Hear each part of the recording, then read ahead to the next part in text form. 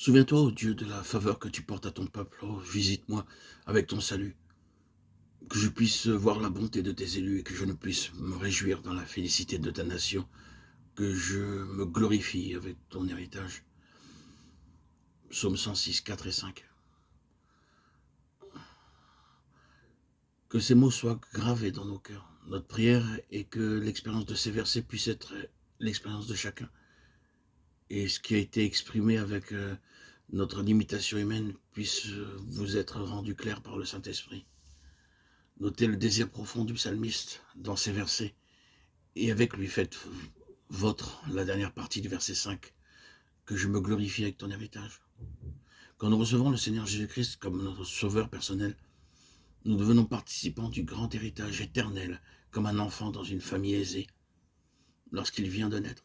Bien qu'il puisse être sans qualification, il jouit cependant de tous les privilèges et des biens de son père.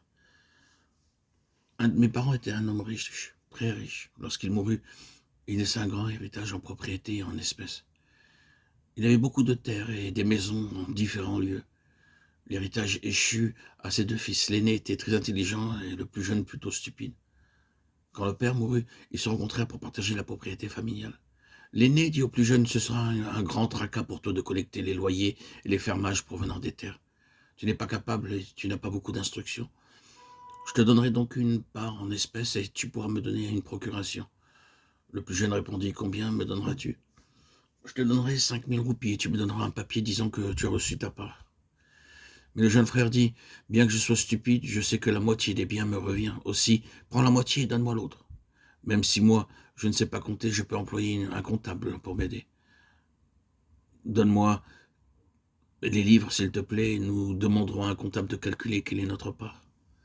L'aîné répondit, c'est une affaire de famille, pourquoi veux-tu que nous divulguions notre secret à un étranger? Mettons-nous d'accord paisiblement. Si tu n'es pas satisfait avec 5000 roupies, eh bien, je t'en donnerai 10 000. Ce n'est pas la peine d'avoir recours à un comptable. 10 000 roupies, tu en auras pour le restant de tes jours. Pourquoi t'inquiéterais-tu d'un comptable? Le plus jeune frère insista, bien que je sois stupide, je veux ma demi-part. Cela peut être 1000 roupies ou 3000 ou plus, mais je ne serai satisfait que lorsque j'aurai ma juste part. Apporte les livres et je ferai venir un comptable. L'aîné dit à nouveau, pourquoi un étranger connaîtrait-il nos secrets?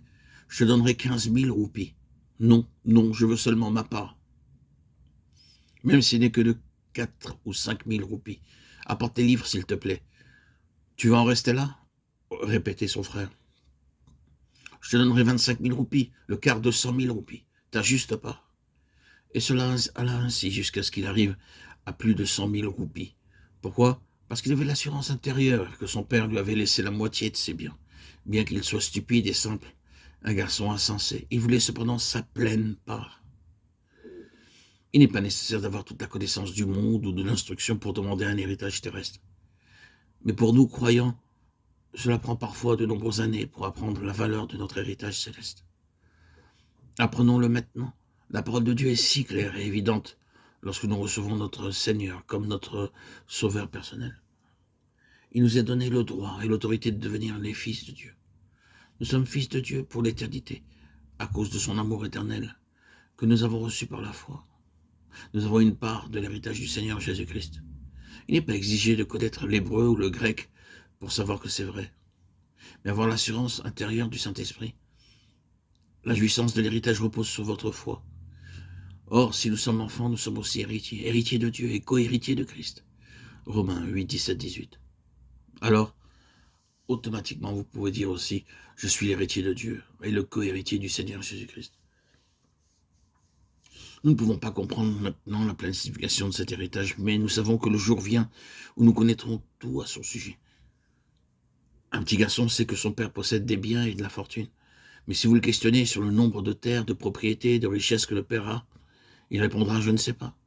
Il est trop jeune pour savoir cela maintenant. Mais lorsqu'il parviendra à la maturité, il sera capable de comprendre toute l'étendue des possessions paternelles. Aussi, alors que nous ne pourrons pas comprendre maintenant notre héritage, lorsque nous verrons notre Seigneur face à face et lorsque l'œuvre de la grâce sera parfaite, nous connaîtrons toutes choses. Vous devez croire que vous êtes appelés et choisis pour un grand et éternel héritage. En recevant Jésus-Christ comme notre Sauveur et Seigneur, nous entrons dans une pleine participation spirituelle. En premier lieu, nous devenons participants de la nature divine. 2 Pierre 1,4. Deuxièmement, nous sommes participants du Saint-Esprit. Hébreux 6,4. Troisièmement, nous sommes participants de la sainteté de Dieu. Hébreux 12,12. Cinquièmement, nous sommes participants de la gloire qui doit être révélée. 1 Pierre 5,11. Sixièmement, nous sommes participants à l'héritage des saints dans la lumière. Colossiens 1,12. Septièmement, nous sommes participants du Seigneur lui-même. Hébreux 3,14.